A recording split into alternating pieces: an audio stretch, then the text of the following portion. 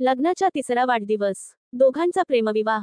त्यात दोघेच घरात, दोघेही दोन्ही घरी लाडके, त्यामुळे सकाळपासून फोन सुरू. तिच्या हट्टासाठी शक्य नसताना त्याने सुट्टी घेतली होती. कालपासूनच उत्सवाचा माहोल होता. तिने हौसेने फुलपोडीवाल्याला दारावर लावण्यासाठी फुलांच भरगच्च तोरण बनवायला सांगितलं होतं.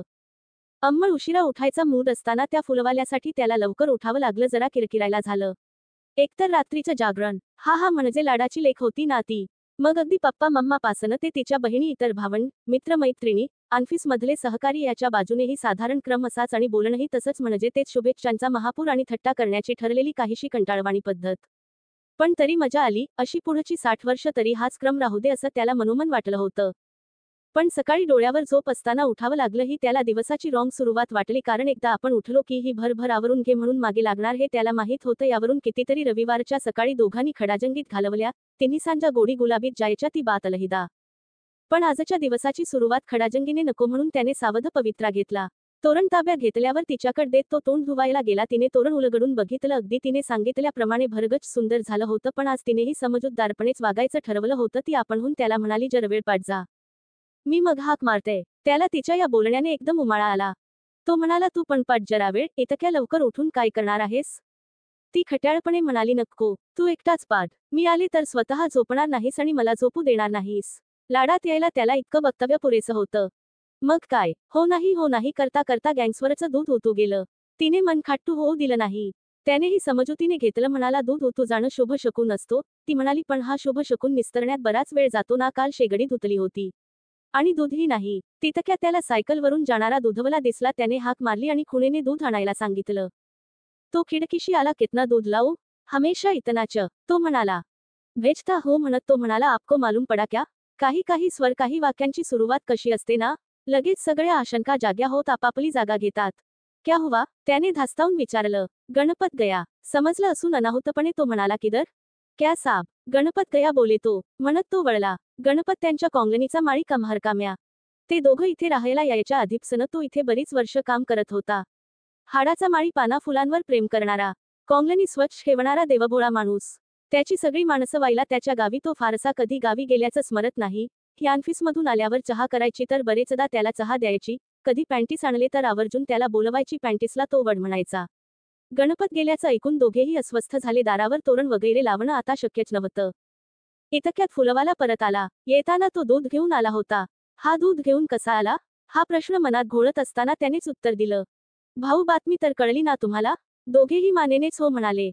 मग ते तोरण देता का परत? मला नाही वाटत तुम्ही आता दारावर लावाल. ऑर्डर आहे, वाया नाही जायचं. तिने तसंच उचलून त्याला परत देऊन टाकलं.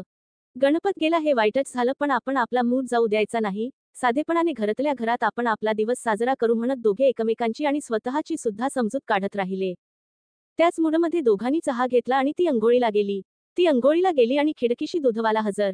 एक बात पूछनी थी. पूछो, खिशाकड हात नेत तो म्हणाला. दूधवाला घाईने म्हणाला, नहीं पैसा नहीं चाहिए. क्या है? गणपत के रिश्तेदार तो मुलुक से आने से रहे. दो बेटियां हई पर उनका मुलुक और दूर कहीं हई. गणपत की जोरू तो गए साल ही गुजर गई. मुझे क्या पूछना था? त्याने त्याला अडवत विचारलं. ये मयत का सामान थोड़ी देर आपके बाल्कनी में रखा तो चलेगा क्या?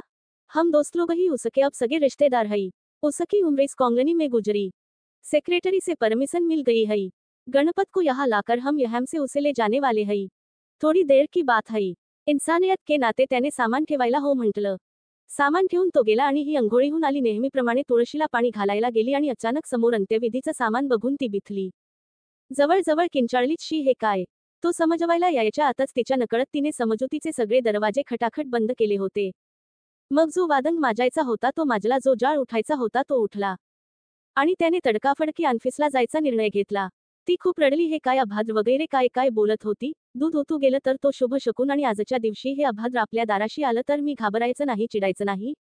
त्यात तिचा भर हाच होता की आपला दिवस काय होता साजरा नाही केला तरी तिला नक्की काय वाटत होतं हे तिला नीट मांडता येत नव्हतं.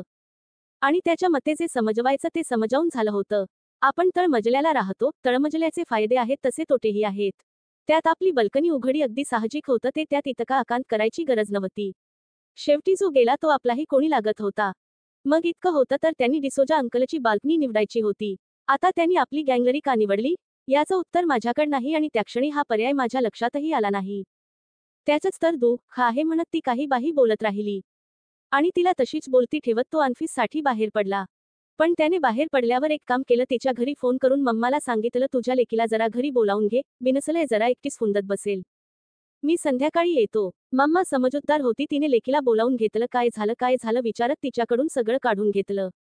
आणि मग म्हणाली, किती भाग्यवान आहेस बघ, त्याला तुझी काळजी आहेच, पण तो ऋणानुबंध जपणारा आहे. त्याने ते सामान ठेवून घ्यायला नकार दिला असता तर फार विशेष काही घडलं नसतं, पण सामान ठेवायला दिल्याने तो त्या गणपतच्या दुःखात सहभागी झाला. जाणारा गेलाच, पण बाकीच्यांची तुमच्याकडे बघण्याची दृष्टीच बदलेल. हे साहेब माणुसकी जपणारे आहेत. हा लौकिक आपल्या परिसरात स्थायिक होण्यासाठी खूप मोलाचा आहे. त्यानेच मला फोन करून तुला बोलावून घ्यायला सांगितलं होतं. आता तू ही शहाण्यासारखी वाघ, छान तयार हो आणि त्याच्या ऑफिसमध्ये जा. आज त्याला काम करू देऊच नकोस, त्याला तिथून बाहेर काढा आणि अख्खा दिवस बाहेरच सेलिब्रेट करा. इथे याला ऑफिसला आलेला बघून बॉम्सला आश्चर्यच वाटलं. त्यात त्याचा मूड बघून त्याने त्याला केबिनमध्ये बोलावलं. झाला प्रकार ऐकून बॉम्सने तिची बाजू घेतली. म्हणाला, तेरी वाइफ सयानी है, ये और तय घर को लेकर इतना पजेसिव रहती है, इसलिए हम जैसे हरफन मौले लाइन पे रहते हैं. कोई भी औरत जो अपने घर से गृहस्थी से प्यार करती हो, वो ऐसे खास दिन अपने घर के चौखट पर ऐसा अर्थी का सामान नहीं सह सकती. उसकी फीलिंग्स समझने के बजाय तुम उसे अकेला छोड़ के आए. बेवकूफ, अगर और एक मिनट भी तुम यहाँ रुके तो मैं तुम्हारी आज की तनख्वाह दुगनी काटूंगा. जाओ जल्दी. तो झपाझप पायऱ्या उतरत असताना ती समोरून येताना दिसली. त्याने नजरेने तिला कधीच कवेत घेतलं, पण प्रत्यक्षात तो ते करू शकला नाही. दोघे नाम ठरवता वाटेतल्या देवळात गेले आणि मनोमन निवांत होण्याचा क्षण त्यांनी तिथे अनुभवला. कारण त्यांच्या दारावर लागणारं तोरण देवळाच्या गाभाऱ्यावर लागलं होतं. ते बघता क्षणीच तिने ओळखलं आणि मिळालेला कौलही ओळखला. प्रताधिकार नोंदणीकृत चंद्रशेखर गोखले.